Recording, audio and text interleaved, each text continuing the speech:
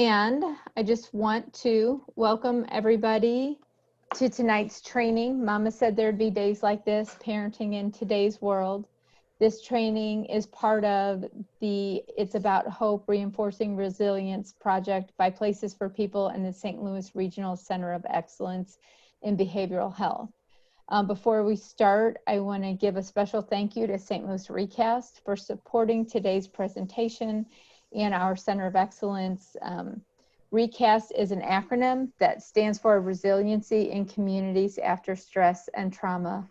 In 2019, Places for People was one of 4 nonprofit organizations awarded a St. Louis ReCAST grant with this focus on bringing mental health awareness to the Promise Zone. The Promise Zone encompasses portions of North St. Louis City and extends into St. Louis County. A little more than half of the individuals and families that we serve at Places for People live in the Promise Zone, but we know there is so much more work that is needed to provide access to members of this community and to eliminate the stigma associated with seeking support for mental illness and substance use disorders.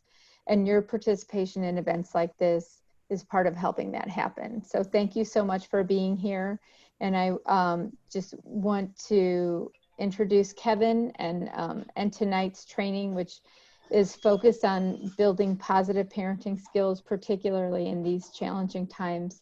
Kevin is a social worker at Places for People, and he is the leader of our Incredible Years program, which provides intensive 12-week-long positive parenting training and groups in the community. And we're so happy that you're able to do this for us tonight, Kevin, and thank you to everybody for joining us tonight. Okay, Julie, thanks. And thank you for asking me to do this. I'm happy to be with you all. We do want to ask if you don't mind muting yourself to avoid any background noise or feedback or anything like that that we get through the speakers. And we ask you to use the chat function if you do have a question, or there's also a place to raise your hand. And Julie will be keeping an eye on that. So if you do have any questions or comments, she can recognize you and make sure you get the floor to ask your question or to make your comment. So, and we'll be pausing throughout this hour-and-a-half presentation for opportunities to do that. Along those lines, we already had a couple of questions or concerns that were brought up during the registration process that I wanted to acknowledge and let you know that we'll be getting to. One question was about managing social media with young children and monitoring that, which we'll talk about. And another question was about a 17-month-old who is testing boundaries and hitting and running on the furniture and climbing and where she shouldn't be, and how do we deal with that? And we'll touch on that too as well. But first, I just want to say a little bit about myself. As Julie mentioned, for the last 20 years with Places for People, I've been working with families. And the last about 14 years, a little more than 14 years, we've been doing this program called the Incredible Years, which is a parenting program. And so I'm coming from that background a little bit, but also personally, I have 3 kids. Their ages are 28, 25, and 19. And I'm still learning about parenting. In fact, the 25-year-old is expecting, so I'm going to be a grandpa before too much longer. Excited about that. None of this makes me an expert, a guy that has all the answers. So one of the great things about the Incredible Years program is the group leaders, my team, we get to talk to parents and learn from parents. So we're going to try to condense all that into an hour-and-a-half, if possible. And it's important to remember that when difficulties, like the 2 examples I mentioned before, when those come up, it's important to remember that there are rarely just real easy, simple answers. Well, if your child does this, you do that and it'll stop. It'll fix it. There's no magic to this. Parenting is often a challenge, even in the best of times. And now we're in the situation that we're in now, it's even a greater challenge. So I think what's important is that we find multiple strategies, not just one thing, because if that one thing doesn't work, then we're in trouble. And if you have more than one child, that what worked for the first one doesn't work for the third one necessarily.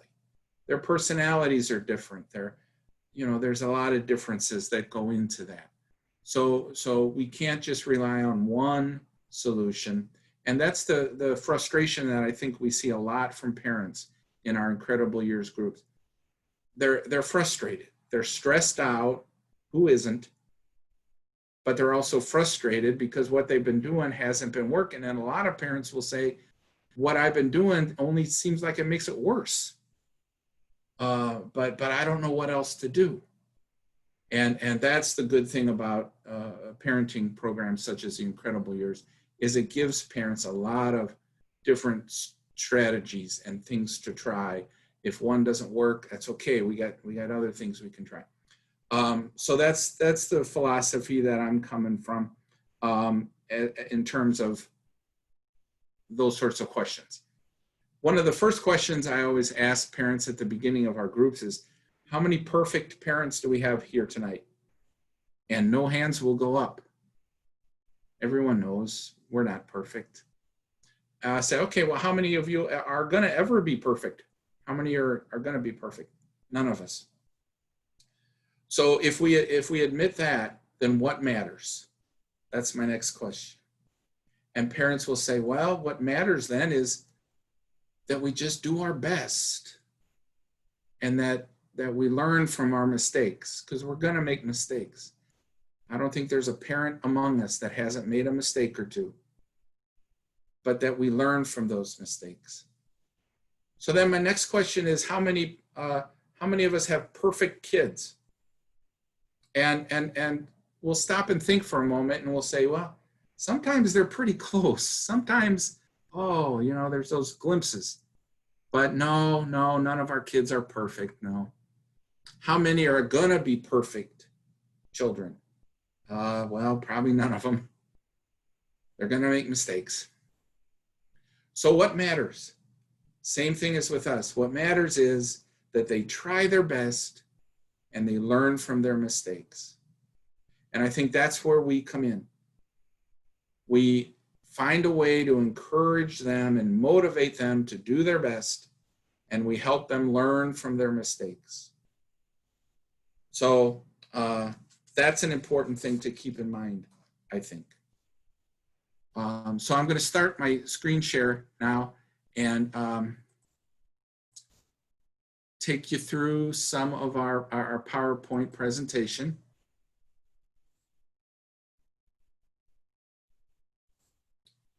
Hope everybody can see that. So there we are. This is kind of our outline for the next hour and 15, whatever we have left. We're going to spend a few minutes talking about relationship and why that's important.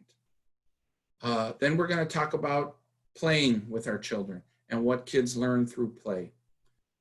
We'll spend a minute talking about how we bring out the best in our children, motivating our children to do the right thing, and effective rules and setting limits, discipline strategies, and natural and logical consequences. So the first one, relationship. I like to ask parents, what are some of the components of a strong, healthy relationship? If you think about a relationship with a partner or a spouse or a significant other, what are some things that need to be there? And these are some of the common things that people will say. Well, you have to have good communication. And I always like to pause there. That's almost the first one every time, communication. And I like to pause and say, what are the two parts of communication? And we want to make sure we don't overlook one or the other part. One part is speaking and expressing yourself, right? The other part of communication, just as important, is listening, right? And not listening to respond. I've heard someone say this: don't listen to respond, listen to understand. And too many times I think we listen to someone talking to us and we're already formulating our response. Oh, here's my counter to that comment. Or here's what I'm going to argue about that, what you just said. Or I'm going to tell you a better way to do it. You know, we don't listen to understand, and it's a very big difference, but it's an important difference. If we listen to someone to try to understand what they're trying to say and making sure that we get it. So that's important. All these other things people list: trust, respect, honesty. One mom said humility. And I said, say more about that. What do you mean by that? And she said, well, humility means you need to be able to admit you were wrong and be able to forgive someone. I said, oh, there's a lot of people who would probably need to hear you say that. And then acceptance. I had a grandma in a group one time who said acceptance. And I wasn't sure what she meant by acceptance. So I asked her to explain. And she said, well, you accept people for who they are. You can't go into a relationship trying to change that other person. And I'm sure all of us that have been around the block more than once know that if you get in a relationship with somebody and you see that other person has some pretty significant shortfalls and you think, oh, I'll change them. We know what happens most of the time, right? So accepting people for who they are and not trying to change them. But this is what the grandma said, and this is one of the best things I've ever heard. Not try to change them, but help them to be the best version of themselves that they can be. And I said, oh, that is powerful. That is amazing. So we get through this whole list, and everybody agrees if you want to have a strong, healthy relationship with someone that's going to weather the storms and that's going to survive the trials and tribulations that come along, you need to have these things.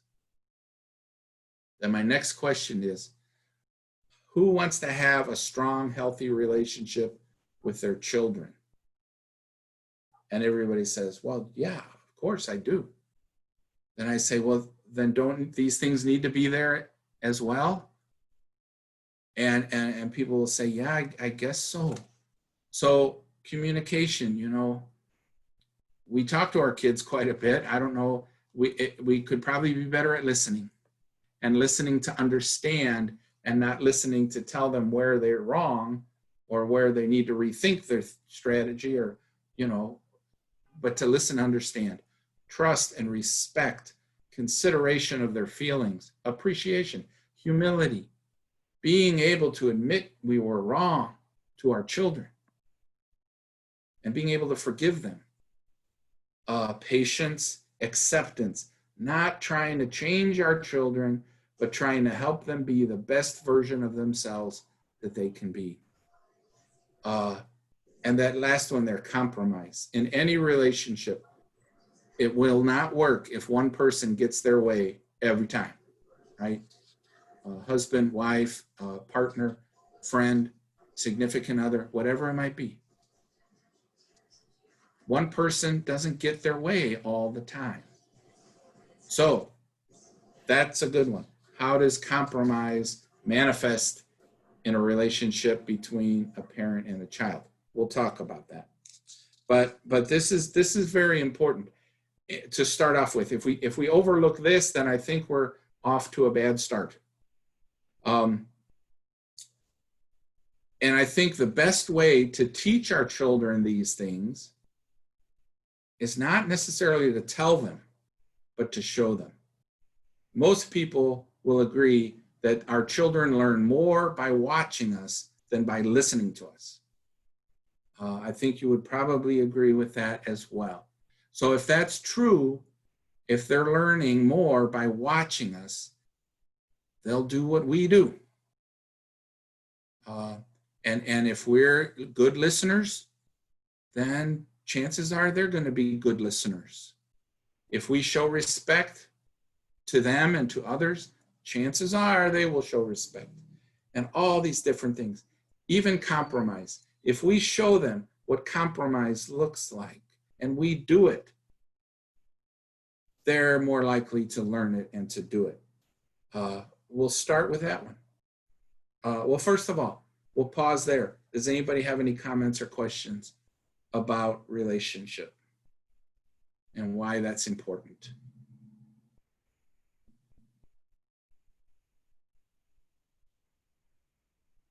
No, nothing yet? Okay. All right, very good. So we'll start with compromise. One way that we can compromise and be child-directed is through play. There are many ways that we cannot be child-directed and share power and control. Those are things like bedtime, homework, what they eat, what they wear, where they go during the day. They don't have much choice about that kind of stuff. And that's the way it is. But what happens if a person feels like they have no power and control over anything? Then we start to see negative behavior patterns. They'll fight for control. They'll become rebellious, or they'll get frustrated. They'll make bad decisions. And I like, the last time I gave this little presentation, the pandemic had just started. It was only a month or two old. And I mentioned that, the first couple of months of the pandemic, if you remember it, many of us had the feeling of loss of control or power over things. We couldn't go where we normally went. We couldn't do what we normally did.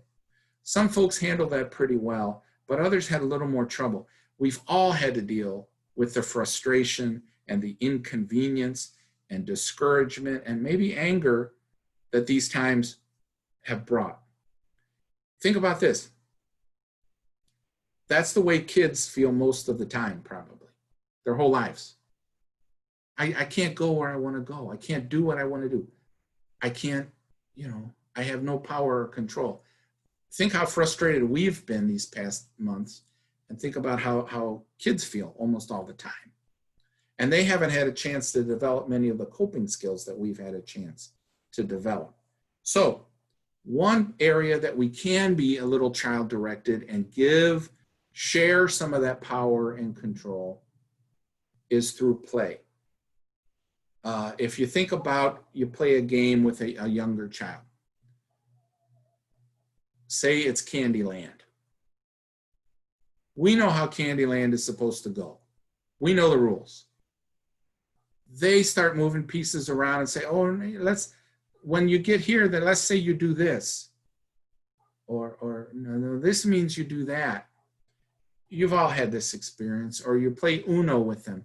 And after a few minutes, you're thinking to yourself, this isn't how I remember Uno is supposed to go. But the younger children are creative and they come up with different ideas. And we have a choice. We can say, no, stop. That is not right. You got to do it the way you're supposed to do it.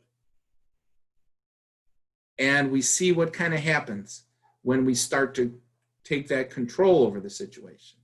You've all probably seen it. Or we can say, well, you know what? I never thought of that. Let's try it your way. Let's go with your idea. See what happens.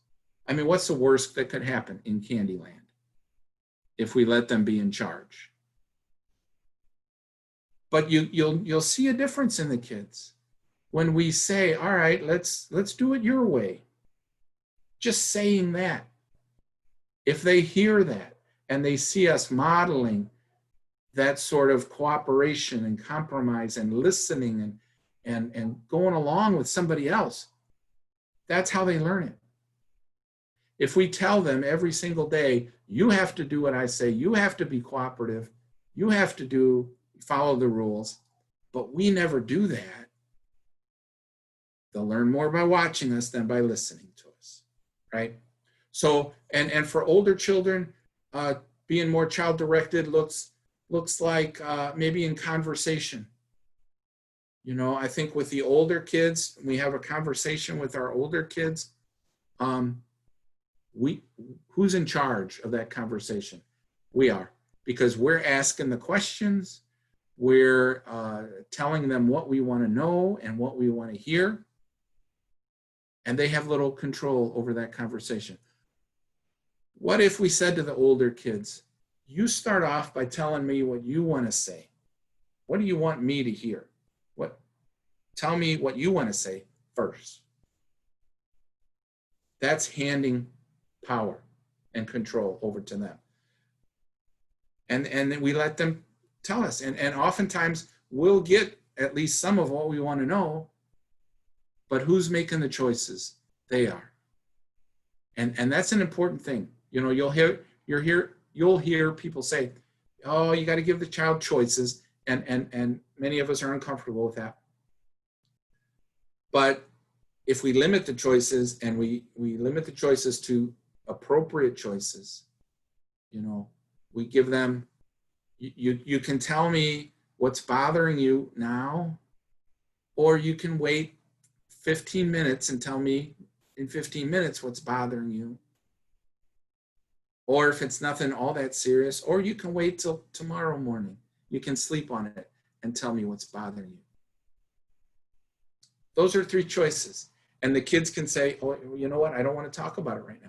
Okay. Let's try 15 minutes, or let's try in the morning. And you'd be surprised. They'll come to you and they'll say, because it's their choice. It's like, I'm telling her or him what I want to say, when I want to say it. And that's a good starting place. We can build it from there. But I think the more we try to grab and wrest control in everything, the harder it gets. Any comments on that before we move on?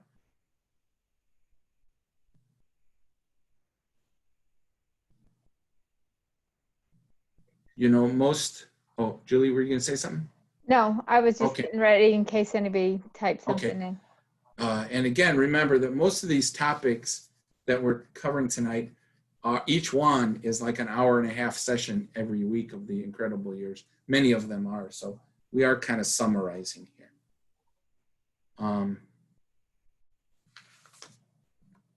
right, so bring out the best in our children.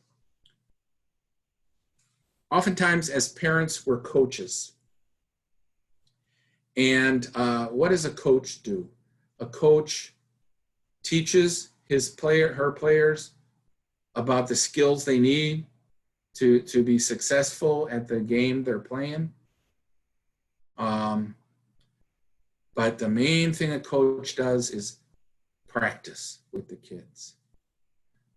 A coach could give his kids or her kids lectures on how the proper way to shoot free throws, or the proper way to hit a baseball or catch a baseball, and give lectures on that all day long.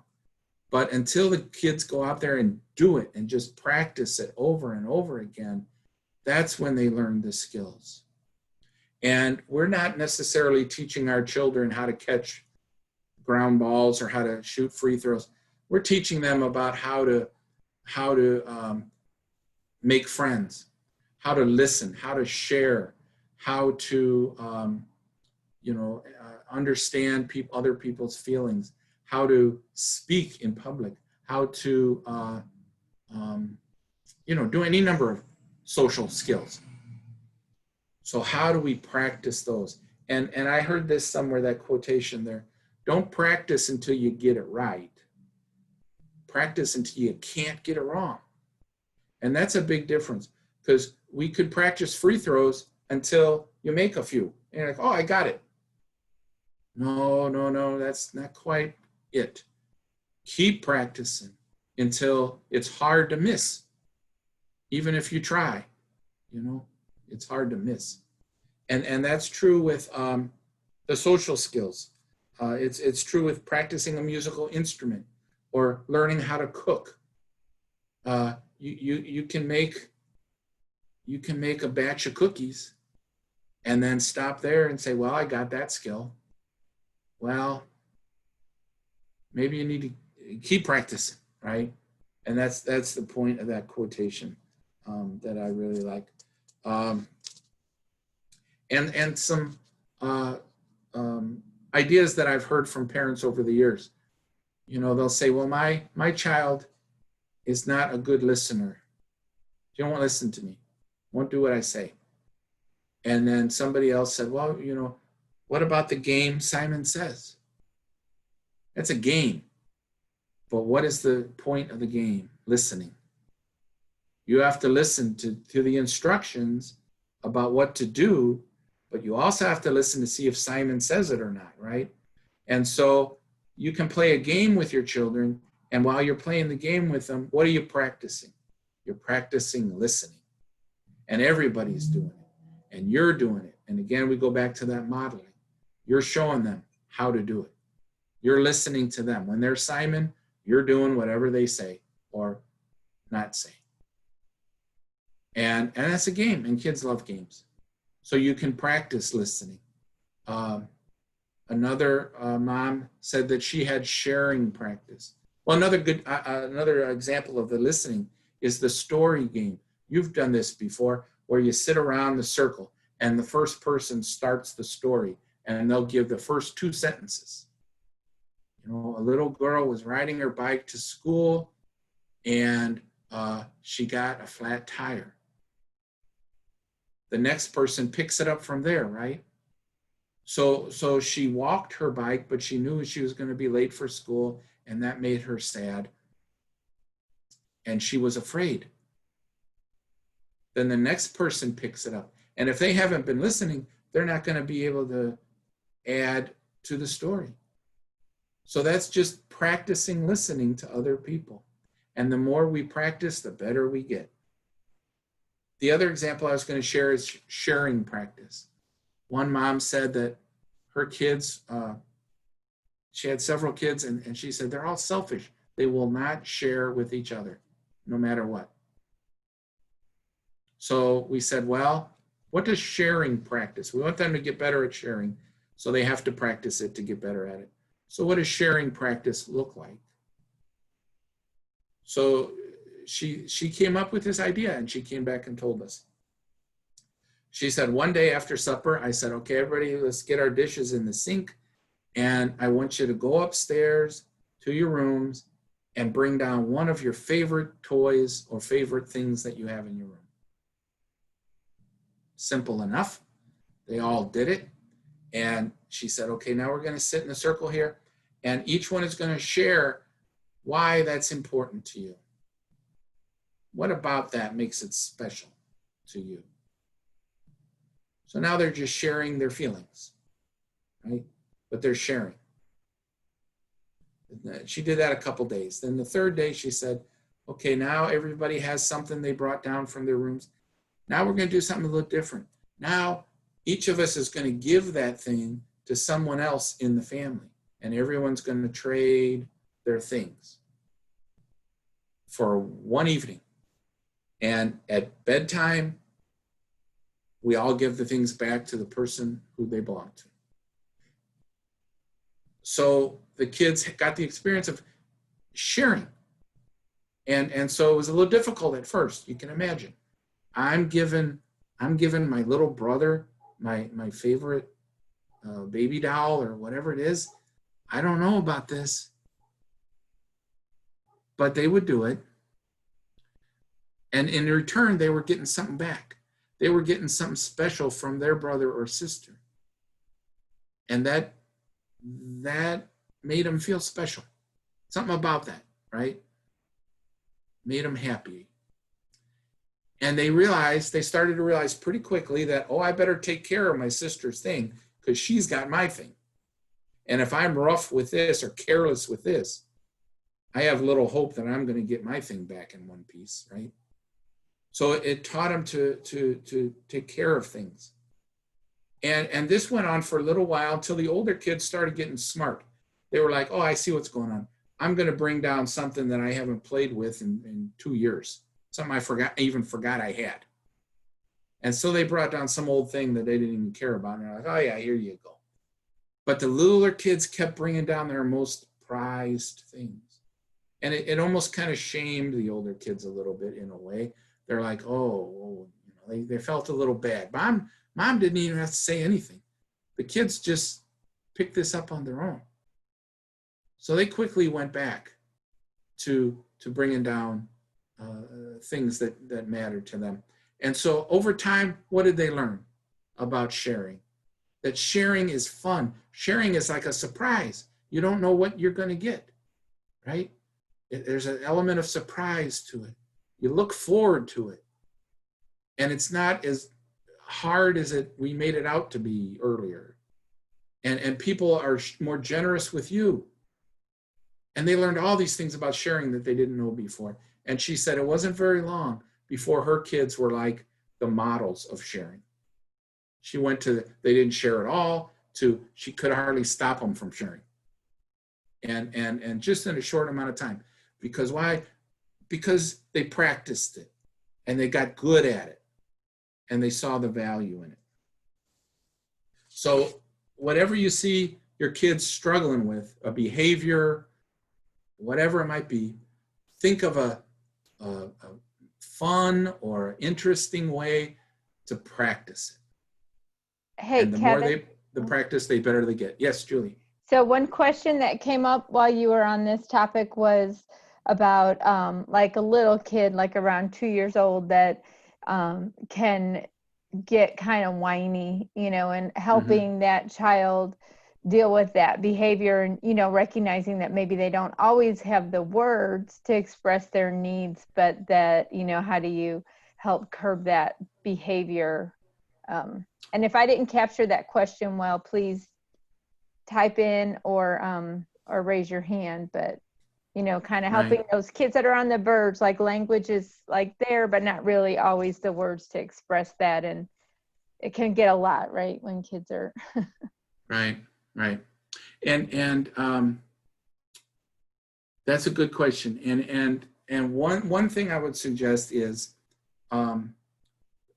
especially when the language thing isn't quite there yet, is to make comments as if you're trying to describe what's going on and saying to the child, you seem very frustrated right now, or you're angry because you can't do this, or this is making you upset, and use feeling words because it helps. I mean, if we just ignore feelings, I think we're going to help our kids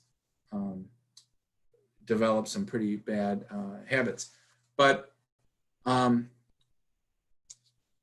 say to them, you seem frustrated that you can't do this, and I get that. I've been frustrated too. You have to go into detail, but you say, I know what that's like. But here are some things you can do.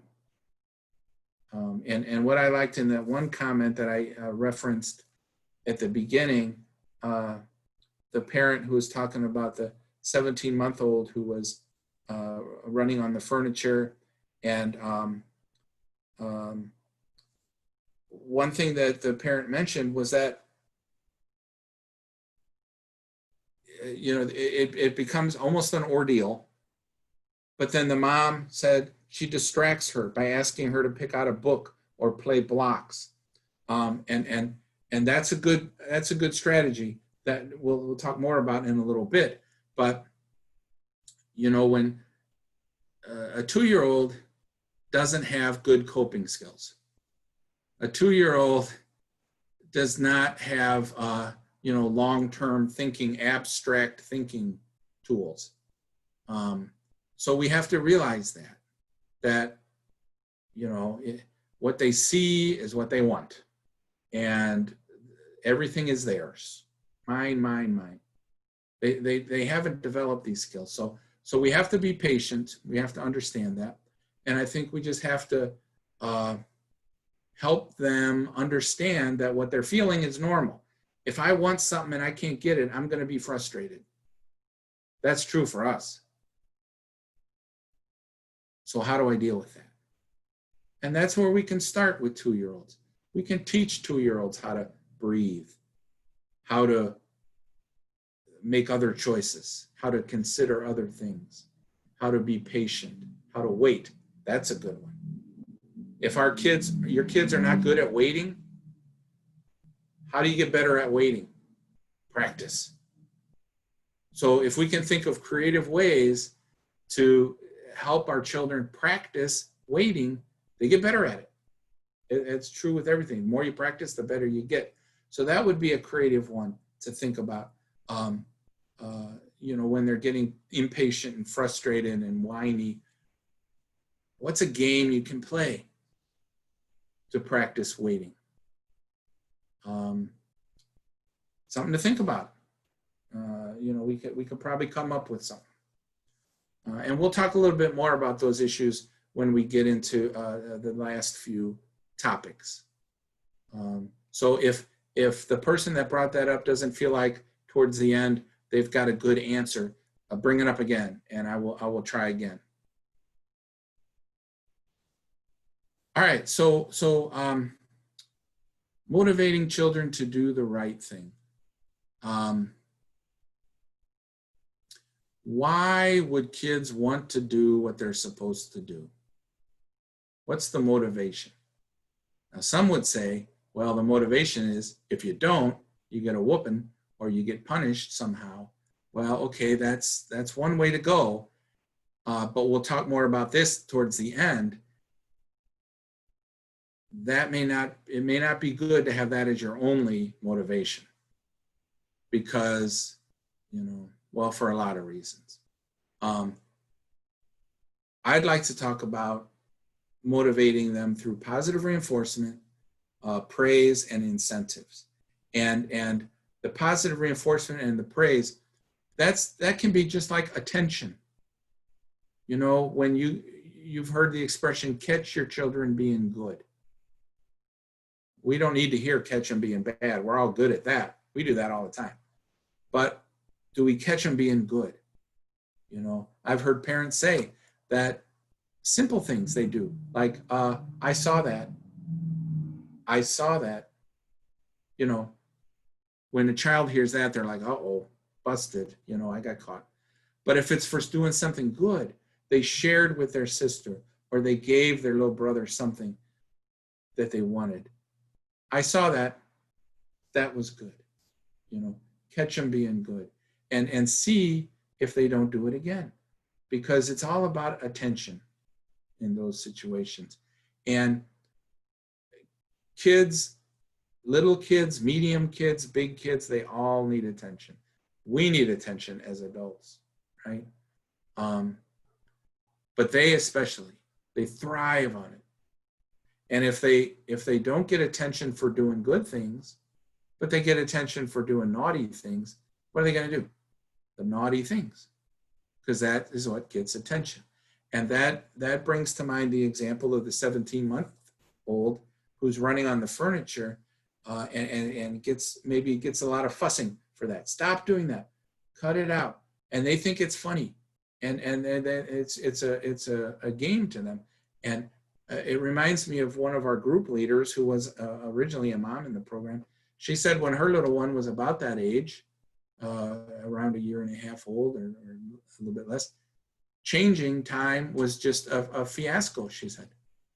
She'd get him on the changing table and start to reach for the things she needed, and he starts squirming and grabbing at things and rolling over and all the things that babies sometimes do.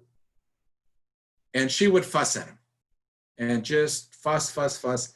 And his response was to laugh. He just giggled and laughed. And somebody asked, what do you think that's about? Why does he laugh? And then someone else says, I think maybe because he enjoys the show that you're putting on. All the carrying on you're doing, and then this and that. And he's getting a lot of attention, and that makes him giddy too. So she said, okay. And at the time we were talking about ignoring, which is coming up in a few minutes here. And she said, all right, I'm going to try that. She ignored all the grabbing and rolling over, and she just didn't say anything about it. She just repositioned him, got the things, maybe said something about how still he was being when he was being still. She didn't wait for him to start acting up before she gave him attention. She said, look how still you're being. Mommy appreciates that. That is so good. You're just laying there so still. And he starts to realize, well, that's what gets attention, being still and cooperating. So that's what he started doing. And she said that was like, night and day, that she got him to stop doing that. So I think a lot of it is attention. If they get attention for things, they're going to keep doing it, right? So if we can start training them to get attention for doing good things, they'll start doing that, because that's what gets attention in that house, right? So positive reinforcement and praise goes along with that. The incentive thing. Sometimes when I talk to parents, they're like, oh, I don't believe in incentives. I'm not going to give them rewards for doing what they're supposed to do. They're just supposed to do that. They're supposed to listen to me. They're supposed to do their chores. They're supposed to brush their teeth and get in the bed when they're supposed to. They're supposed to take out the trash. Why should they get rewards for that? And it's like, well, yeah, I see what you're saying. But think back to potty training, I always say. And many parents will do stickers or surprises when their kids use the bathroom, because that's a big thing, right? And it's a hard thing for many parents. Some kids get it right away. Other kids, oh my gosh, you think you're going to just have a nervous breakdown. But many parents will give their kids stickers or some other thing when they go potty. Now, that is a temporary thing, right? To teach good habits. How many of us still need rewards or stickers to go to the bathroom? None of us. Why? Because we've figured it out. We've figured out that using the toilet is its own reward. We don't need a sticker. We're happy with that. We're happy with our clothes and ourselves being fresh and clean and not smelling or wet. We figured it out. It's its own reward. And once kids figure out that using the toilet is its own reward and they're in the habit of doing it, they don't need stickers anymore. It's just a temporary thing to get them from point A to point B. And some kids need that. And whether it's doing chores or whether it's listening, if certain kids, if they got a sticker every time they obeyed us, you would think that's silly. But if it leads them to good habits, all of a sudden, at first they might be, okay, I'm going to obey mom because I want to get a sticker or I want to get whatever. I'm going to do it for that reason.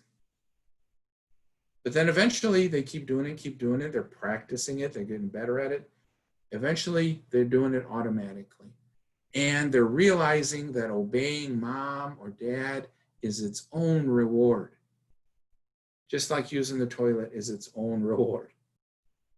If we can get them to that point, listening to mom and dad works out for me. Things go smoothly. I'm happier. They're happier. Obeying my parents is its own reward. Just think if we could get them there. It works for potty training. It can work for other things.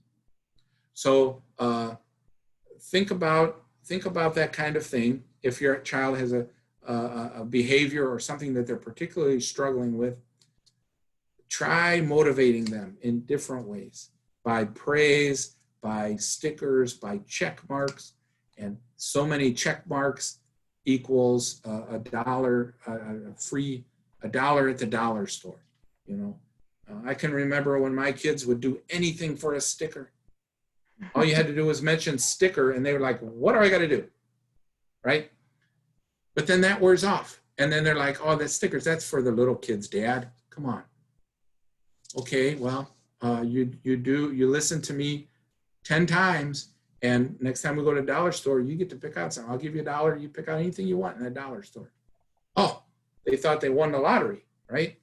Picking out something in the dollar store. We're shopping now, but it's just $1. So, as they get older, you can find out what's going to motivate them temporarily until they figure out, get in the habit and figure out that it's its own reward. Does anybody have any questions or comments about that?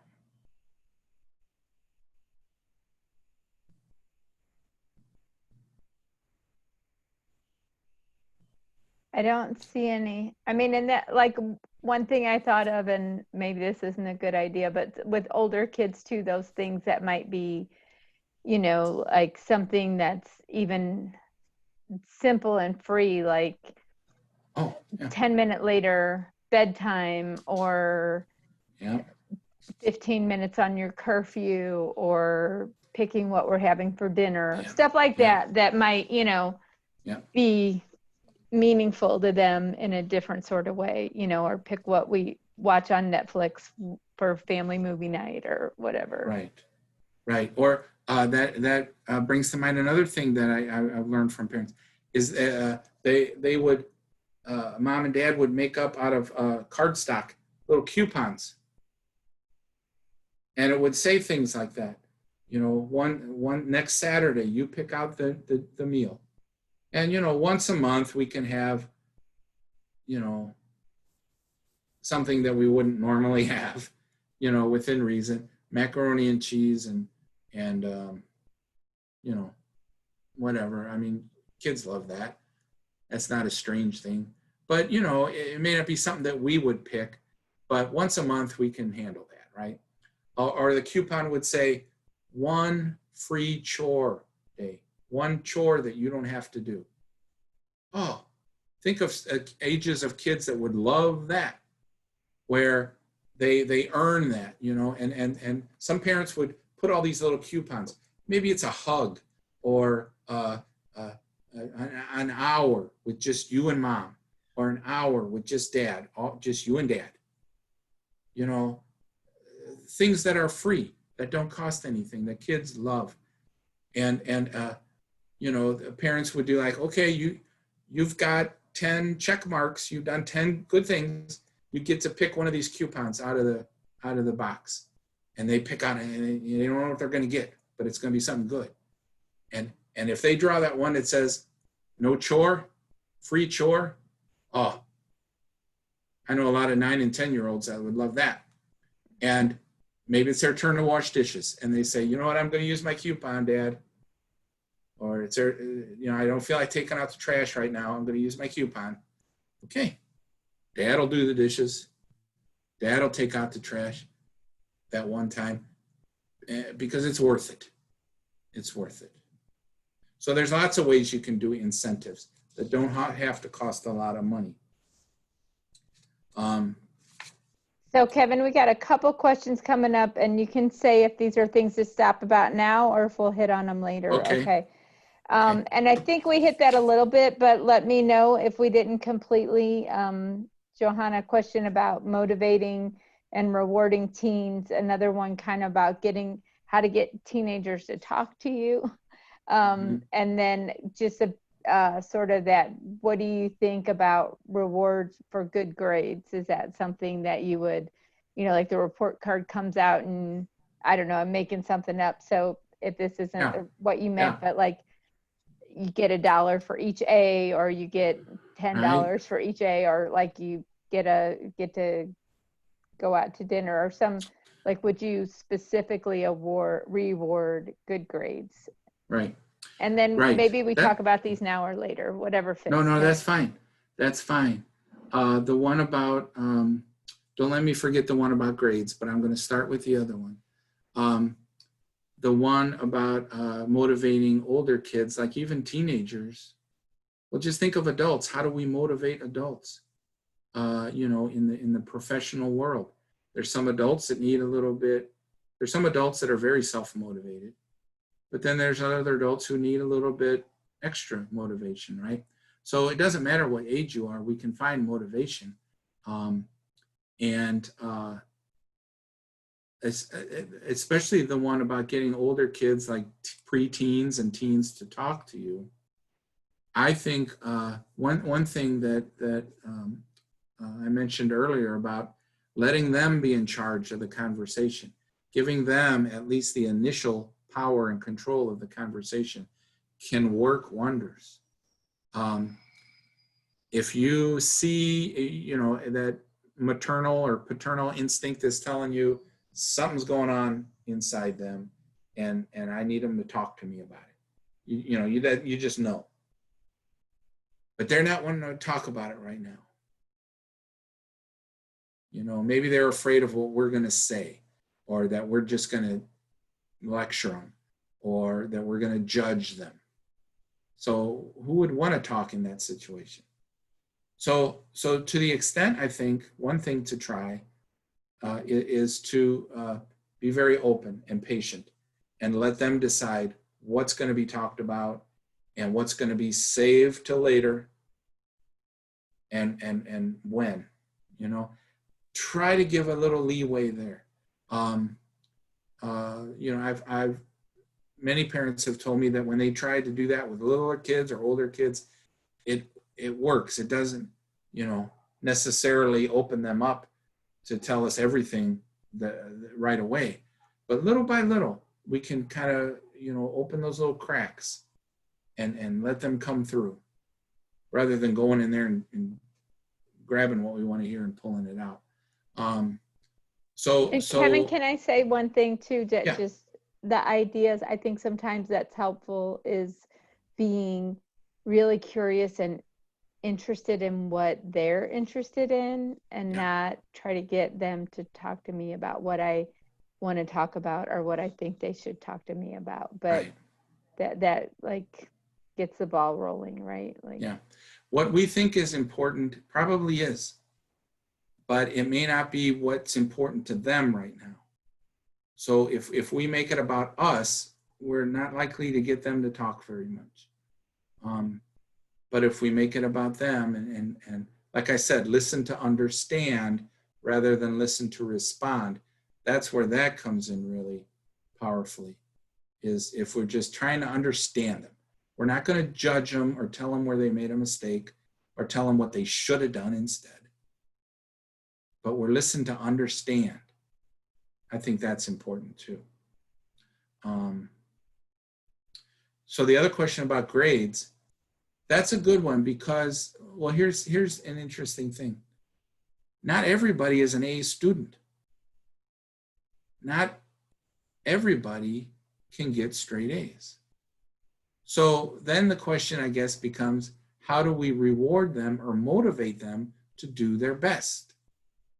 Maybe if they study every night and they do all the assignments and they complete everything and they study their best every night, but all they can get is B's. Well, then if we're making the motivation A's, you have to get A's, what might happen? They might say, I do my best and I can't get A's, so why even try? What's the point? We don't want them thinking that. So that's a very sensitive one, because people are reluctant to sometimes to get money involved with this, like a $1 for every this and whatever for that. But you can make it a graded sort of a thing, like for every C you get this, for every B you get something a little better, for every A you get something a little better. And again, it doesn't have to be money, or it doesn't have to cost a lot of money, but that'll give something to shoot for, and they'll know, well, if I just don't understand philosophy, so there's no way I'm going to get an A in this course. Not many kids take philosophy, but that's the hardest thing I could think of. So they're like, there's no way I'm going to get an A in this class. But if I do my best and I study and I apply myself, I can get a B. And that's what we want to reward, is the applying yourself and the effort. I think rewarding that, as we said, whatever you give attention to, you get more of. So if we give attention to and reward the effort, then we'll get more effort.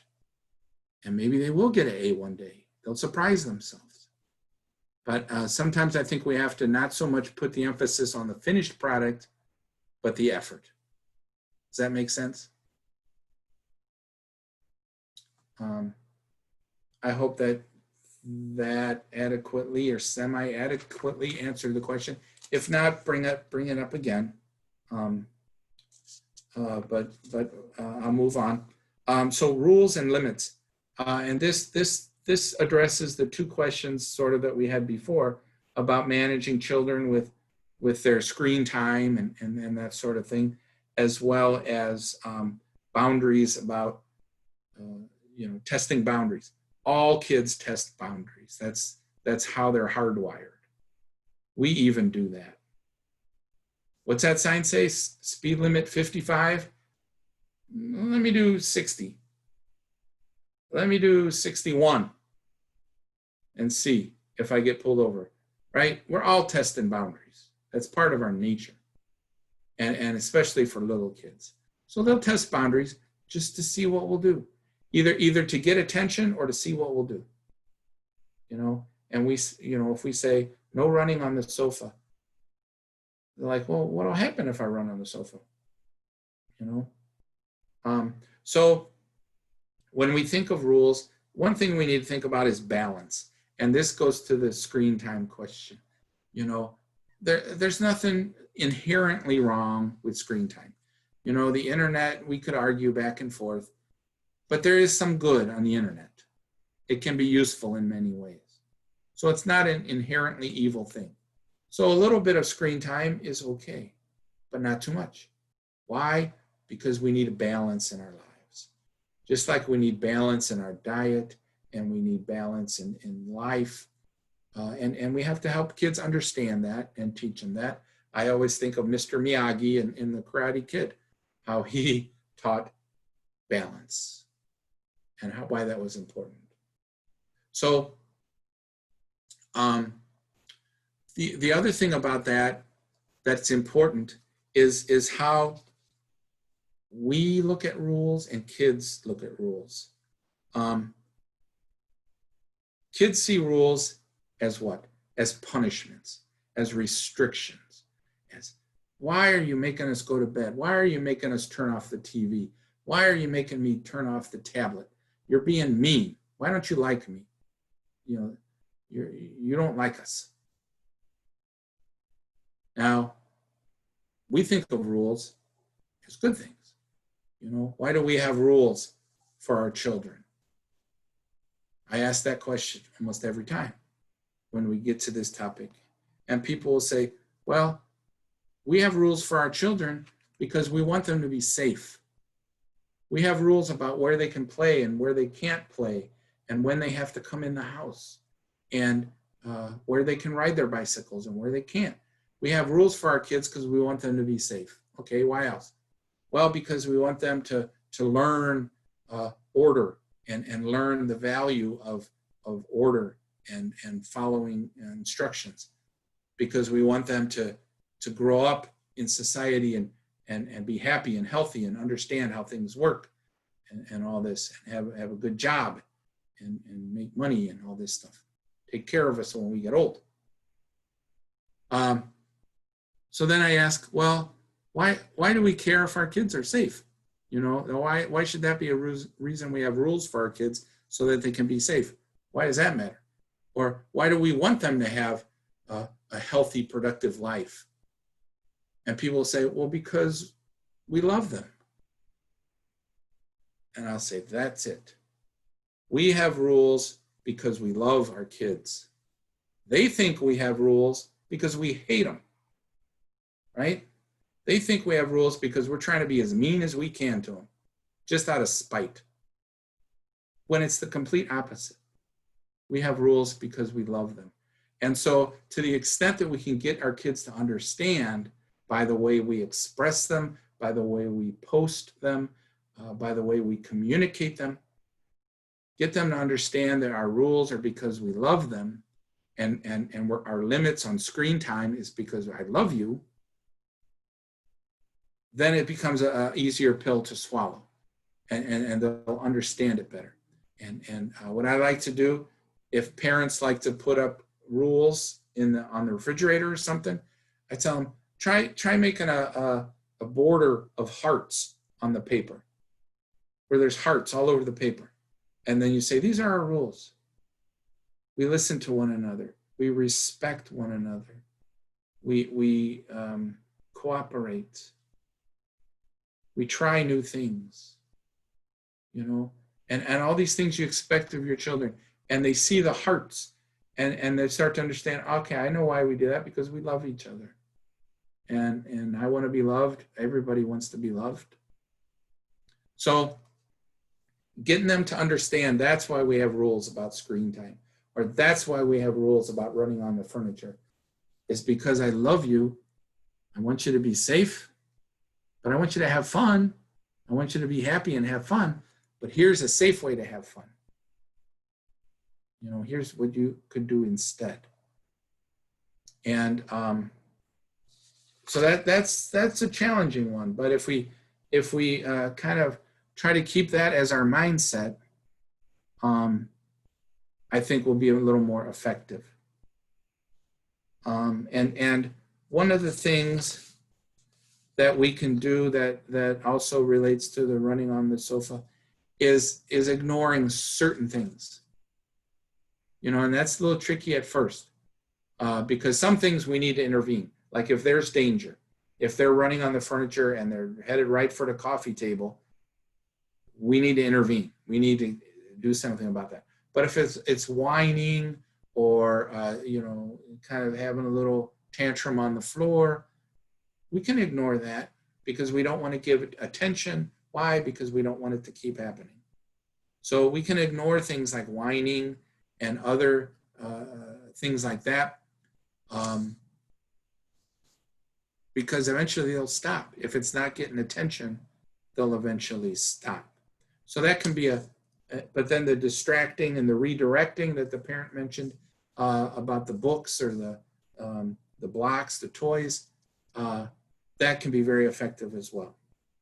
All right, home stretch here. Any questions or comments about that? I'm not keeping up with this, am I? We just talked about that. Any comments or questions? Nothing new's popped through yet, Kevin, so. Okay, so home stretch here. A couple more topics. Discipline. There are two definitions of discipline. One is a punishment used as an instrument of chastisement or correction. We all know what that is. The other definition is an activity or exercise or regimen that develops a skill or training. And if we think of that when we think of discipline, I think we're on a little better track. Formation, when I was in school, they called our training formation. And I like that word because it conjures an image of forming. We're forming our children as if, someone forms out of clay, gentle maneuvering here and pressure here, loving pressure, and just little by little forming them into being the best version of themselves that they can be. So that's an image that I like.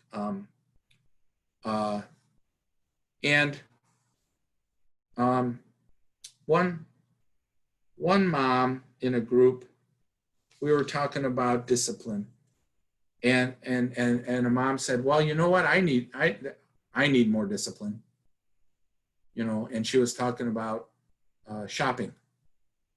She needs more discipline when she goes shopping. Did that mean she needs somebody to follow her around with a belt and hit her every so often? I don't think that's what she meant. Or I need more discipline in my diet. I need our exercise. My doctor says I need more exercise, but I just need to be more disciplined with it. We've all said things like that. And we don't mean we want someone to punish us or, hit us or lock us up or anything like that. I asked the mom, well, what does discipline mean to you? And she said two things. It means I need structure and support. And she said in that, her example, structure would be like a shopping list. I make a list before I go, and these are the things I'm going to get.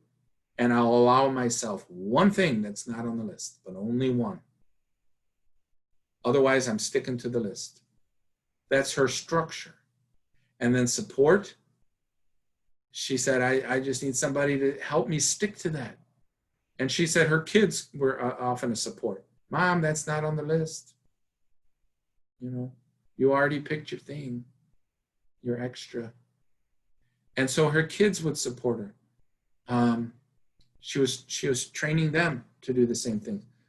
She might have used her partner or spouse as a support, But she said that's what discipline means to her, structure and support. So when we want to discipline our children, maybe we could think more in those terms. How do I give them more structure and more support? And I think that speaks to number 2, their activity, exercise, or regimen that develops a skill or training. And then, let me say something before I wrap up about another strategy for discipline that we haven't mentioned yet, which is timeout.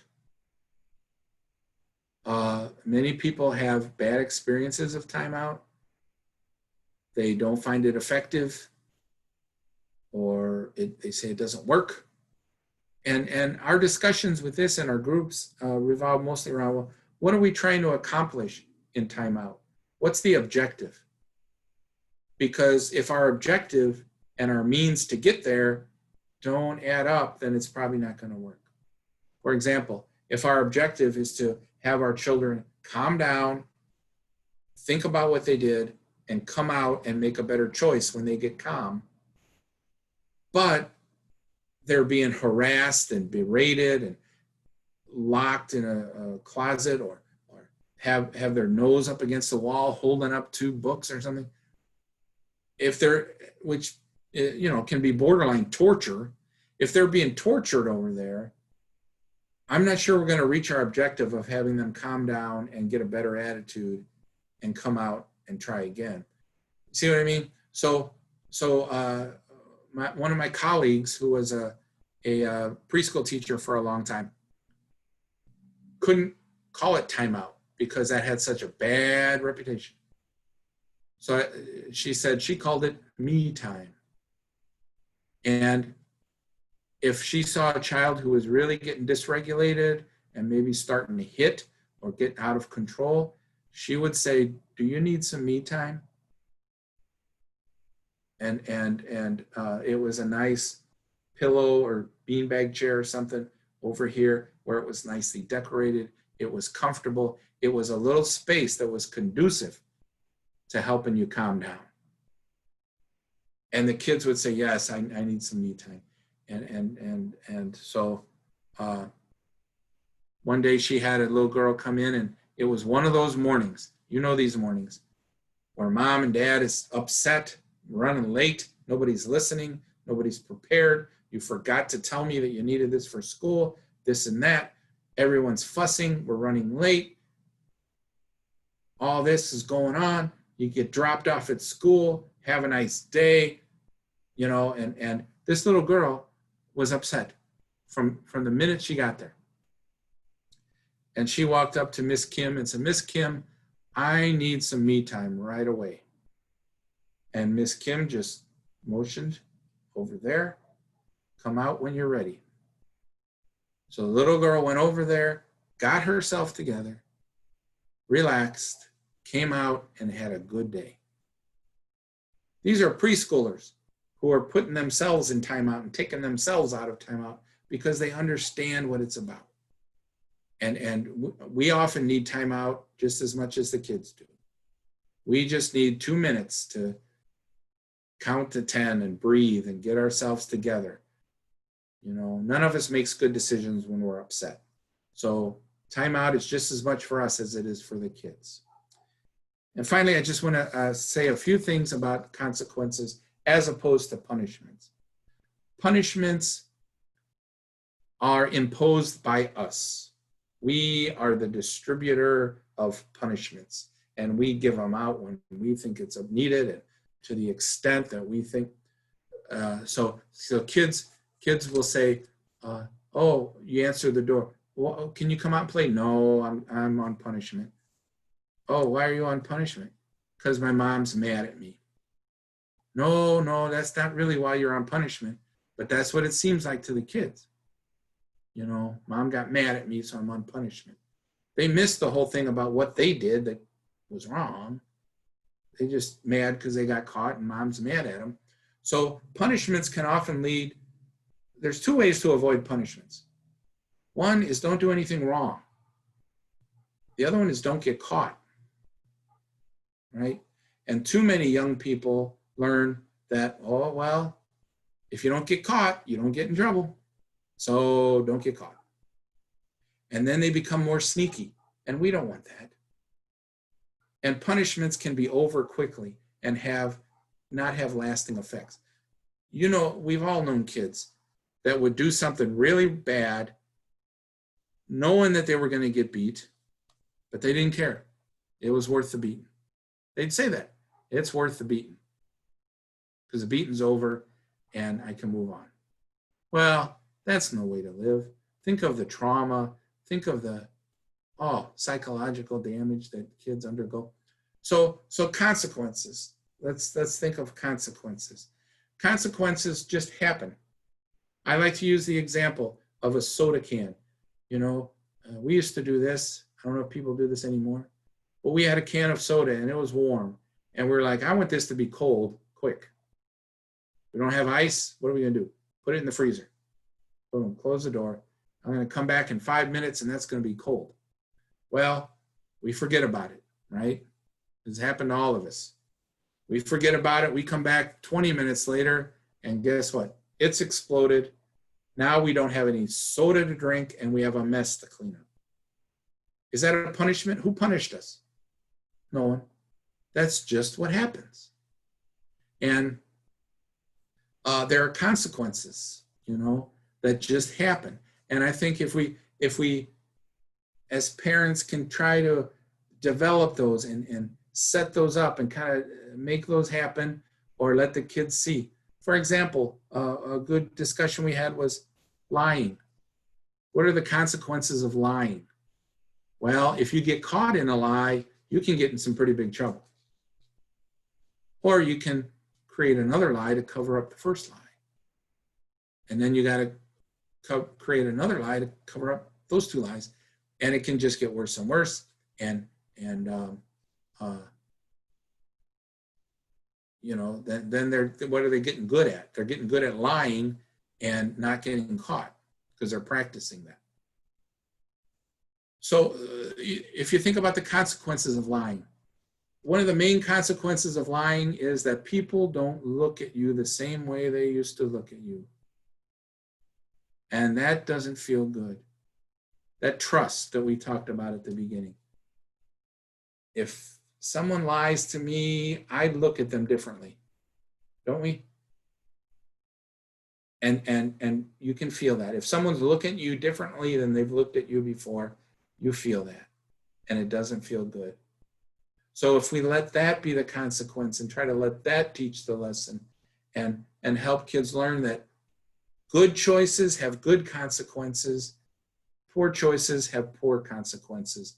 And whether or not I catch you, whether or not somebody else catches you, it's still wrong. And here's why. You know, that's, I think, the message that helps kids learn about choices and consequences. I I need to leave some time here at the end. So do we have any comments on that before I show my last slide or two?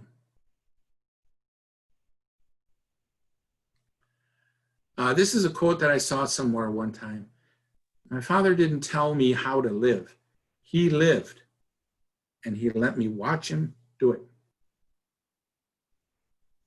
I think that's the way kids learn more often than not. They watch us and they learn. So this is a kind of inspirational quote that I found, and I think it holds a lot of truth. And then, go ahead, Julie. Kevin, one thing that, and if people have comments, please drop them in the chat box. But one thing too that struck me when you were talking about like rules with love, and you talked about, the hearts around, but also the other thing is that the rules you said were all what we're gonna do, and they weren't. In this house, there's no, right. Lying. In this house, there's no fighting. In this house, there's no yelling. It wasn't that. It was, we listen to each other. And like, how do we set things up more so that the expectations are what we will do, and reflect these values and what we value, and not just not this. That sometimes like we can get so caught up in what you're not supposed to do instead of being specific about what we want, right? That is a very, very good point. Sorry I didn't spend more time on that, but telling our kids what we want to see. They'll live up or down to expectations. We all see that. So if we tell them what we expect rather than what we don't expect, it's almost like saying, I don't want you guys to lie. It's almost like you're saying, I expect you to lie, so don't do it. It's a lot about expectations and being positive with our expectations. Very good point. Thank you for bringing that up, Julie. Just a few final thoughts. I tell this to parents all the time. You're doing a better job than you give yourself credit for. A lot of parents get frustrated. All parents get frustrated, I think. But I think we are doing better than we think we are. So focus on the positive. And then secondly, be what you want your kids to be. If you want them to be honest, be honest. If you want them to be respectful, be respectful. If you want them to be patient and to listen, be patient and listen. Do what you want them to do. That's the best teaching we can do. And we're in this together. The old saying, it takes a village. I think that's still true. And Mr. Rogers used to say something. He used to always tell us, when there's trouble, look for the helpers, right? And I think that's still true today. When you have trouble, look for helpers. They're out there. Helpers are out there, and we all need them from time to time. And I think that's going to lead us into an announcement that Desiree, if she's on, has. Is Desiree on, Julie? I don't there see she her is. yet. Oh, Yeah, there she is. on. Hey, Desiree. So I'm going to hand it over to Desiree, who will hand it over to Julie, I guess, to wrap up. Yep. Oh, one more slide, Desiree. I'm sorry. These are just a couple of phone numbers that you may find useful. And I don't know if Desiree is going to want to screen share or not. But if she is, I'll take these down in a minute, but I'll give you a second to jot those. And there's my email address if you'd like more information about the incredible years, or if there's any other questions or comments that you have for me, there's my email address there. And I can bring this back up later if need be. So I will hand it over to Desiree.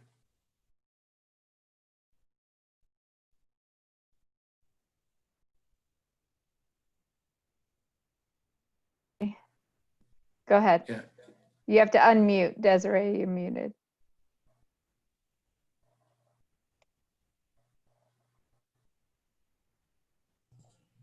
Okay, Thanks, Julie. There you go. All right, and I don't need to screen share, so you can, if you want to have those numbers back up, Kevin, that would be totally fine. Okay. Thank you so much for letting me share for just a couple of minutes. I think what I heard so far, I'm glad to be able to pop in at the end and share a little bit. My name is Desiree. I am one of the team leaders for a new program that we have at Places for People. It's called the Show Me Hope Crisis Counseling Program. And I just wanted to provide a little bit of information about the services that we can offer if they're of interest to you. And then I know Chris is on the call, and Julie and we do have a flyer that we could share via email for anyone that is attending, if that would be possible. So our program, we got funded actually as a result of everything that's been going on with COVID. A lot of agencies typically get money for this program after some sort of natural disaster like a flood or a tornado. But nationally, everyone recognized, hey, this is a huge thing that we're all going through, and we all need a little bit of extra support and help right now. So a couple of services that our program can provide, we have a whole team of crisis counselors, and they're available to talk with folks over the phone. It's totally free, it's totally confidential, and I will type our phone number into the chat as well as my email, and then that information is also on our flyer that we can get sent out to. And basically what will happen, anybody can call that line. You don't have to be in a crisis. It can just be one of those days where you're really overwhelmed and want to talk with somebody. Sometimes it can be nice to have somebody outside of your maybe immediate network of support to bounce ideas off of, to help you prioritize anything that you've been struggling with or feeling overwhelmed by. And that's exactly what our crisis counselors can help you with.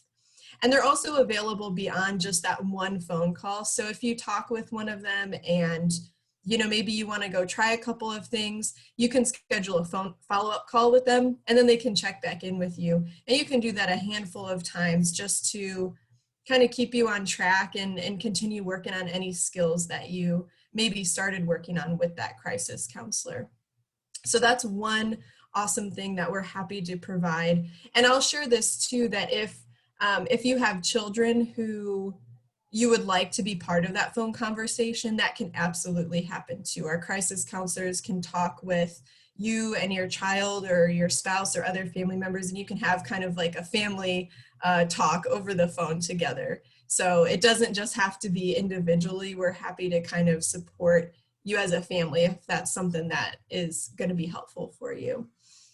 And then another piece of service that we can offer, we're available to do presentations kind of like the one that Kevin did today, but more focused on building up coping skills, ways to manage stress, recognizing distress in yourself, in your child, things like that. So we can do a presentation like this for any group that you might be a part of, whether it's work, folks at work, whether it's a church community that you're a part of, or really anybody. We're able to do presentations like this. So again, I will put my email. You can reach me by email if you have any questions or if you want to connect with me about any of those services. And then our direct phone line if you would like to be connected to one of our crisis counselors just to talk a little bit. And I'm also happy to answer any questions if anybody is wondering anything else about our program or what we might be able to help you with.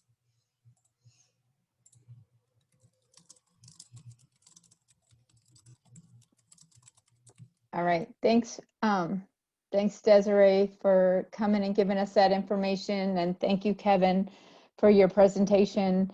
I want to let everybody know that Chris will be sending out an email to everyone who is here with a survey to give us feedback on how we did tonight and what was helpful, and any additional ideas or feedback you have is very much appreciated. And Chris, if you could please send the flyer for the program that Desiree was talking about, maybe include that also in that email. And I hope it's okay if I say, Desiree, that people feel free to share that flyer and that information with anyone. It's not just that if you think you want to talk to somebody, but if you hear other people, that or have a cousin or, a neighbor that you think could really benefit from that, please share that information. Email it to people, hand it to people, whatever, but that we're giving that information to you to get that news out. So share it as widely as you want to, so that we can really get the word out that this service is available and this support. So I want to thank everybody for being here. Again, thank you to St. Louis ReCAST for supporting our training initiatives. And we hope this was helpful, and we're looking forward to your feedback. Thank you.